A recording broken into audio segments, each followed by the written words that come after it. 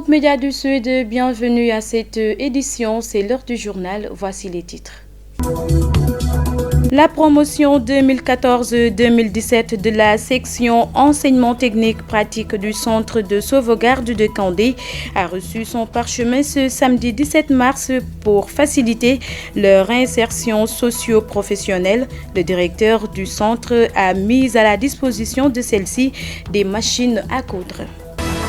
Le Centre Futur au Présent a octroyé des kits solaires à plusieurs enfants issus de familles démunies de la commune de Ziguinchor pour les permettre de travailler dans de bonnes conditions. La cérémonie de remise a eu lieu vendredi au siège social de la dite association sise au quartier Kandé. L'université Assane Seck de Ziguinchor dispose désormais d'un centre de langue portugaise. Ce centre, offert par l'Institut Camões du Portugal, a été inauguré ce vendredi 16 mars 2018. Bienvenue et merci de vous informer sur les www.gms.sn. Je le disais tantôt dans les titres, elles sont au nombre de 3, les filles sortantes du centre de sauvegarde de Kandé à recevoir des machines à coudre, sanctionnant 3 années de formation dans cette structure de prise en charge des enfants en conflit avec la loi. La cérémonie de remise de ces machines est l'occasion pour le directeur de revenir sur l'importance de ce service décentralisé de la justice. Nous écoutons Momar Gueye au micro de Cheikh Tidiane Cissé. C'est un des services extérieurs du ministère de la Justice qui reçoit sur décision judiciaire les enfants en danger moral et en conflit avec la loi. Donc de manière un peu ramassée, c'était ça le centre de sauvegarde, qui n'est ni un lycée ni un CEM. C'est un centre de rééducation qui prend en charge cette typologie de cible, comme je l'ai dit tantôt, et dont nous sommes chargés d'accompagner cet accompagnement psychosocial de ces enfants. Ce que nous faisons, c'est l'accompagnement psychosocial des cibles vulnérables, des enfants déshérités, des enfants qui sont hors circuit normal, c'est comme ça qu'on puisse le dire. Donc aujourd'hui, ces filles-là ont été prises en charge depuis 2014. Elles ont fini la formation en 2017. Elles sont au nombre de 3, dont la majeure, c'est Virginie Mandiami, suivie de Adèle et de Diana Bakouli. Donc c'est la génération de l'année dernière à qui nous devons remettre ces machines-là. Chers récipiendaires, je voudrais vous dire encore une fois, alors de mesurer la portée, alors de l'action qu'a bien voulu manifester Madame la directrice de l'éducation surveillée et de la protection sociale en vous offrant ce matériel précieux. Ce matériel n'est pas à vendre. Ce matériel n'est pas pas des meubles. Ce n'est pas un matériel à garder aussi dans des maisons. C'est un matériel à valoriser. On vous a déjà valorisé. En quoi faisant, vous êtes la première génération depuis 1972, la création de ce centre, à pouvoir disposer de matériel d'accompagnement dans un fait de réinsertion socio-professionnelle. L'association Futur au Présent et son partenaire Synergie Solaire ont remis des kits solaires à 90 familles vulnérables afin de permettre aux enfants de ces différentes familles d'étudier dans de bonnes conditions. Les autorités ayant pris part à cette cérémonie saluent l'initiative de l'association. Elles sont au total 90 familles vulnérables à avoir bénéficié de kits solaires de l'association Futur au Présent. Ces familles dont les enfants sont accompagnés par cette structure rencontrent d'énormes difficultés dans l'éducation de ces derniers, faute d'électricité. C'est moi, il n'y a pas de courant. Pour réviser, j'utilise la lampe torche. Et des fois, la lampe est trop. Et ça me fait mal aux yeux. Ma tante ou mon petit frère me demande de le prêter pour aller faire ses besoins. Et des fois, quand il vient, la lampe est faible. Aujourd'hui, ces enfants peuvent pousser un ouf de soulagement avec l'appui de Futur au Présent. Ils peuvent désormais étudier dans de bonnes conditions. C'est vrai que nous sommes en ville, mais il y a des familles les plus démunies, des familles de Ziguinchor qui ont des difficultés pour avoir cet accès à l'électricité. Nous accompagnons les enfants de ces familles, notamment les petites filles, à travers notre projet Maison de l'éducation. Et souvent, on est confronté elles sont confrontées à un problème de lumière le soir pour pouvoir réviser leurs leçons, étudier. 90 kits solaires qui vont permettre à ces familles d'avoir enfin un accès à l'électricité et qui va permettre aux enfants d'étudier le soir, de pouvoir réviser leurs leçons dans de bonnes conditions. L'adjoint au maire de Ziguinchor, Seydou Sané, qui a pris part à cette cérémonie, invite désormais ses élèves à mieux redoubler d'efforts. Voilà donc ce que je voulais dire, monsieur le préfet. M'en réjouir et féliciter tous les enfants ici présents et leur dire que nous allons les attendre au résultat. Vous avez eu en son temps une bougie, une lampe torche. Aujourd'hui, vous allez avoir une lumière. À votre volonté, parce que la lumière du soleil ne finit jamais. Vous allez travailler quand vous voulez. Vous n'allez pas vous disputer avec vos frères ou vos mamans, parce que la lumière là est une lumière à gogo. Cette initiative de futur au présent est bien saluée par les autorités qui sont venues nombreuses assister à cette cérémonie de remise de kits solaires aux 90 familles vulnérables. L'université Assane Seck de Ziguinchor vient de bénéficier d'un centre de langue portugaise financé par l'Institut Camões du Portugal. La cérémonie d'inauguration a eu lieu ce vendredi au sein de la dite institution en présence de l'ambassadeur du Portugal au Sénégal. Reportage.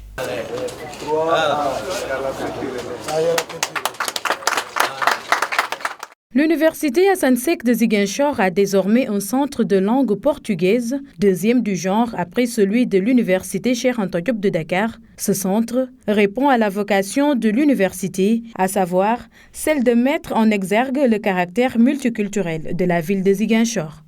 Avec ce centre, nous voulons apporter de nouvelles conditions et de nouveaux moyens aux étudiants de l'université Assane Seck. C'est notre désir que cet espace devienne un lieu de culture, d'études, mais aussi de convivialité entre les étudiants lusophones et de toute autre langue, culture, religion. Construit par l'Institut Camões du Portugal, ce centre permettra de mieux comprendre l'histoire de la présence portugaise à Ziguinchor. Ce centre de langue portugaise, qui est le second après celui existant à l'université Cheikh Anta Diop de Dakar, n'est pas uniquement un instrument pour apprendre stricto sensu la langue portugaise, mais c'est également un centre qui permet d'avoir une ouverture sur, globalement, la culture, l'histoire, le monde lusophone, et donc de donner à la fois à l'université, aux étudiants et aux chercheurs qui vont fréquenter cette structure, une ouverture beaucoup plus grande vers d'autres horizons.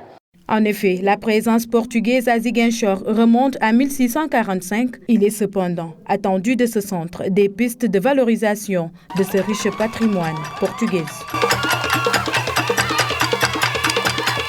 Le recteur de l'université Assane Seck de Ziguinchor, Keba Kourfia Diawara, est revenu sur le rôle important que ce centre de langue portugaise aura à jouer dans l'une de ses missions dans la dite institution. Nous l'écoutons au micro de GMS. Il faut le reconnaître, c'est un devoir scientifique pour nous de nous ouvrir au monde qui nous entoure.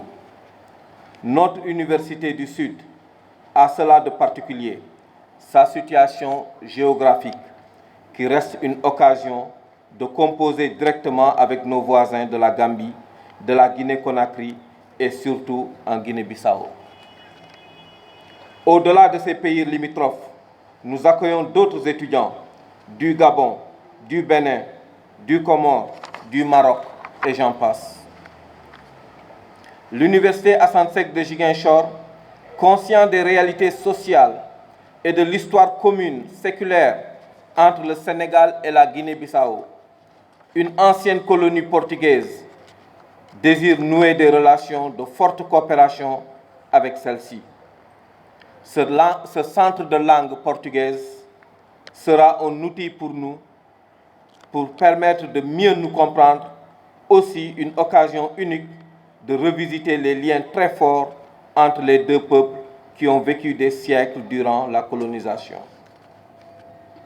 Ce centre de langue excellence, outre son rôle scientifique et académique indéniable, est aussi d'une importante portée historique. En effet, la présence portugaise à Ziguinchor remonte de 1645. date d'installation du premier comptoir commercial. Auteur de 2 ouvrages, Crépuscule et Sanglots dans les ténèbres, Yaya Diatta, interpellé sur la question de l'histoire de la Casamance, s'engage désormais à mettre le stock de ses recherches à la disposition de la Commission nationale chargée de l'écriture et de l'histoire au Sénégal. Nous l'écoutons au micro de Lamine Badiane.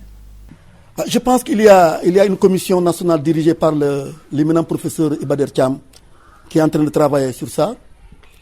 Nous, ce que nous avons pu produire ici et là dans le cadre de nos recherches sur Aoun Sané et les autres, ces manuscrits, on va tout faire pour les mettre à leur disposition, n'est-ce pas?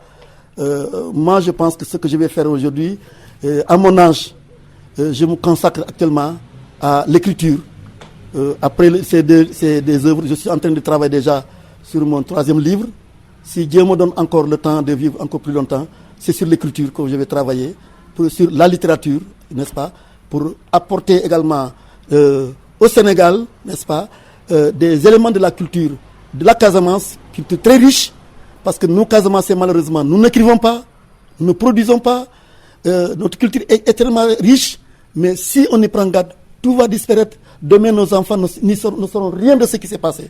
Donc, le combat que je mène, je prie Dieu pour qu'il me donne encore la force de le faire. Je vais continuer à écrire. La 3e œuvre sur laquelle je travaille, j'y suis. Quand est-ce qu'elle va sortir? Quel est son titre? Pour le même temps, je ne le sais pas. L'actualité internationale est présentée en bref et en images.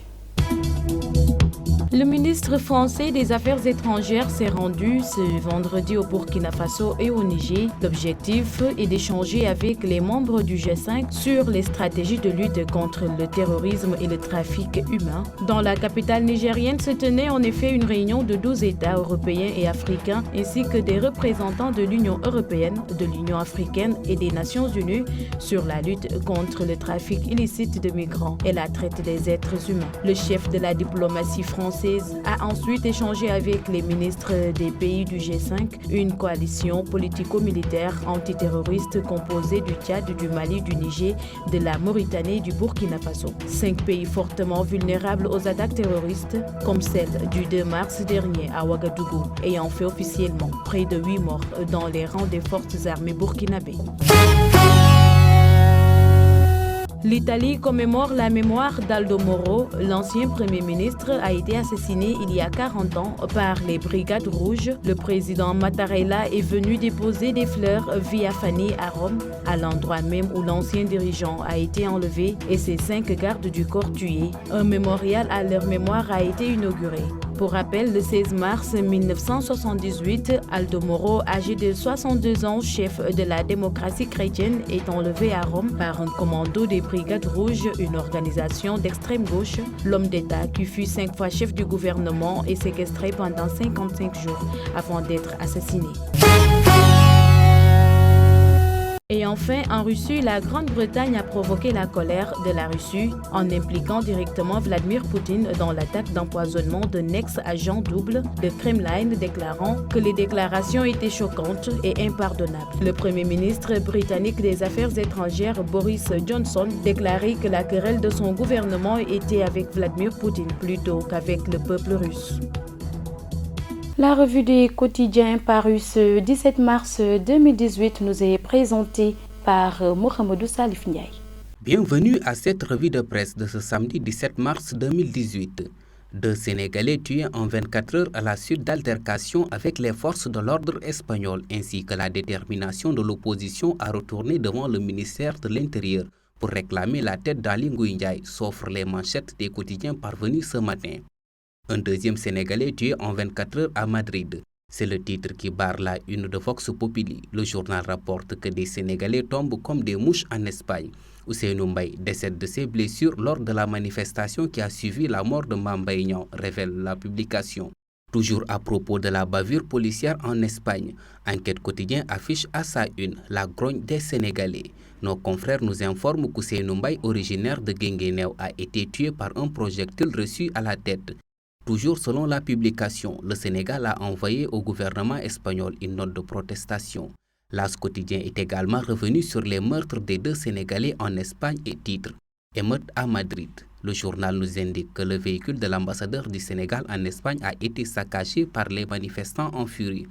L'ancien SEMGA a été exfiltré par la police espagnole.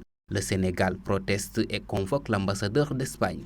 Les journaux se sont également intéressés à l'éducation avec le 2e round des négociations pour sauver l'année scolaire dans l'élémentaire et le moyen secondaire. Sud Quotidien renchérit, État et syndicats rament à contre-courant. Le journal révèle que l'indemnité de logement bloque les pourparlers. Le gouvernement propose 75 000 francs CFA. Sud Quotidien évoque un différentiel de 5 000 francs CFA pour lever l'hypothèque sur l'école. Toujours sur le sujet de la réunion entre le gouvernement et les syndicats d'enseignants, Enquête parle de dialogue de sourds. La détermination de l'opposition à se rendre à la place Washington au centre-ville de Dakar a également occupé la manchette des quotidiens du jour. Sitting devant le ministère de l'Intérieur pour exiger le départ d'Aly Ngouille Ndiaye. Sud Quotidien écrit « L'opposition récidive le 23 mars ».